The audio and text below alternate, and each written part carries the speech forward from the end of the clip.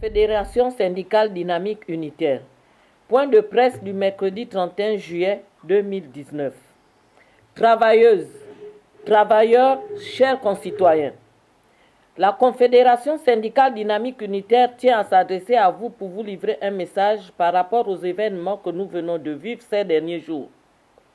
Ce message s'adresse aussi à vous, retraités, civils, militaires, élèves, étudiants, ainsi qu'à vous, citoyens de la société civile, vous tous qui êtes victimes d'injustice et d'inégalité sociale.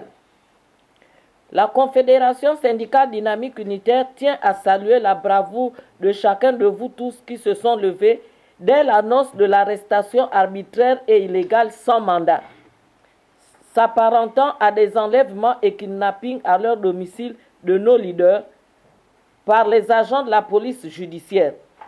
Il s'agit de Simon Donyezo, premier vice-président, Sylvie Kogembot, secrétaire confédéral, Jean Bosco Mugumu Boulanga, membre et du camarade Ghislain Malanda, président du SAMTAC, syndicat partenaire après la déclaration de la Confédération syndicale dynamique unitaire du 2 juillet 2019. Ces kidnappings ont été marqués par de la violence et la brutalité sur le camarade Jean Bosco Mugumu Boulanga, entraînant des lésions au niveau de la hanche gauche et du tibia droit, l'ayant conduit au CHU de Libreville pour une prise en charge médicale durant notre garde à vue. À la police judiciaire de 168 heures, soit 7 jours, au-delà du délai légal de 48 heures, qui peut être prorogé de 48 heures par le procureur de la République. La Confédération syndicale dynamique unitaire condamne avec fermeté ces actes d'intimidation qui n'honorent pas notre pays, le Gabon, et cornent davantage notre image. De la diaspora, en passant par les compatriotes de l'intérieur du pays et les organismes internationaux, la Confédération syndicale dynamique unitaire veut que vous sachiez que votre mobilisation a été d'un apport important et capital dans la libération de nos leaders. Soyez-en remerciés. Nous levons les mains vers le Créateur Dieu pour lui dire merci Seigneur. Travailleuses, travailleurs, chers concitoyens, nous voulons vous rappeler que lors de sa création, vous avez assigné une mission à la Confédération syndicale dynamique unitaire. Mission comparable à celle que Dieu le Créateur avait fixée au prophète Jérémie à sa naissance, Jérémie 1. Notre mission est d'être votre porte-parole auprès des autorités sans avoir peur et de leur dire ce que vous nous demandez de dire. La Confédération syndicale dynamique unitaire doit non seulement dénoncer les injustices et les inégalités, mais également combattre et œuvrer pour une société équitable et plus démocratique. La déclaration du 2 juillet 2019 était de susciter la réaction personnelle du chef de l'État, Ali Bongo Ondimba, ce qui n'est toujours pas le cas. C'est pourquoi la Confédération syndicale dynamique unitaire réitère son intime conviction. Depuis le 27 octobre 2018, la Confédération syndicale dynamique unitaire n'a plus d'interlocuteur, conformément à l'article 8 de notre Constitution, afin de discuter des conditions de vie et de travail de plus en plus dégradantes des travailleurs, des retraités, des élèves et étudiants. Travailleuses, travailleurs, chers concitoyens, avec qui devons-nous discuter de la baisse du pouvoir d'achat des Gabonais, du gel des recrutements, du gel des avancements, intégration et titularisation? Avec qui devons-nous discuter des rappels soldes, des primes et du paiement des droits des agents des secteurs privés et parapublics? Avec qui devons-nous discuter des problèmes des déflatés de la CNSS, de la SNBG et du CHU d'Angondje? Avec qui devons-nous discuter de l'absence du décret d'application du nouveau système de rémunération qui oblige les retraités de la fonction publique à toucher une pension provisoire depuis 2015 en violation de la loi numéro 4/96 du 11 mars 1996 fixant le régime général des pensions de l'État. La loi ne prévoit pas le paiement de la pension provisoire.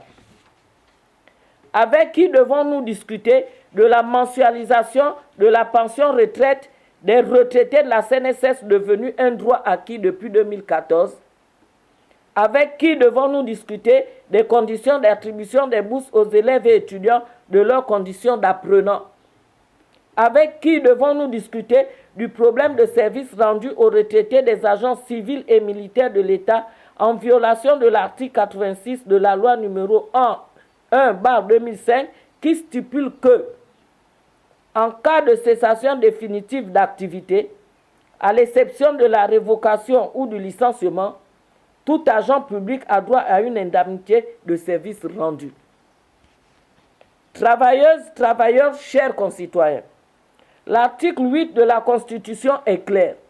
Le président de la République est le chef de l'État. Il veille au respect de la Constitution. Il assure, par son arbitrage, le fonctionnement régulier des pouvoirs publics ainsi que la continuité de l'État. Il est le garant de l'indépendance nationale, de l'intégrité du territoire, du respect des accords et des traités. Il détermine la politique de la nation. Le président de la République est le détenteur suprême du pouvoir exécutif. Si le président de la République est indisponible au point de ne pas recevoir la Confédération syndicale dynamique unitaire, malgré nos demandes d'audience, il est normal que les autorités compétentes selon la Constitution s'organisent en vue de la désignation d'un interlocuteur légal en déclenchant la vacance du pouvoir, car l'article 13 de la Constitution est également clair.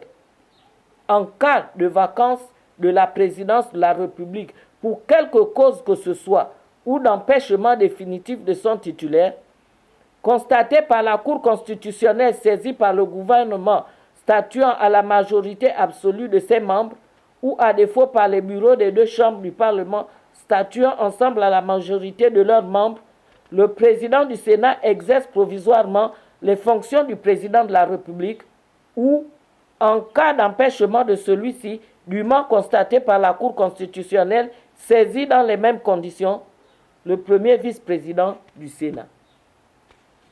Travailleuses, travailleurs, chers concitoyens, fondant son intime conviction sur le non-aboutissement de ces requêtes qui exigeaient une rencontre avec le chef de l'État Ali Bongo Ondimba, une mise en place d'une commission parlementaire, majorité-opposition au Sénat, une conférence de presse du chef de l'État Ali Bongo Ondimba devant la presse nationale et internationale, que les leaders de la Confédération syndicale dynamique unitaire ont été gardés à vue dans les locaux de la police judiciaire avec comme motif atteinte à l'autorité de l'État et propagation de fausses nouvelles.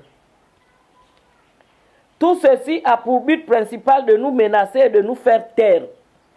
Or, l'article 1, alinéa 2 de la Constitution dit « La liberté de conscience, de pensée, d'opinion, d'expression, de communication, la libre pratique de la religion sont garanties à tous, sous réserve du respect de l'ordre public. » La Confédération syndicale dynamique unitaire n'a enfreint aucune loi.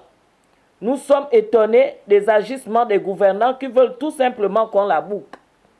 C'est l'occasion ici de noter le comportement responsable des agents de la police judiciaire, en particulier ceux de la BRRI.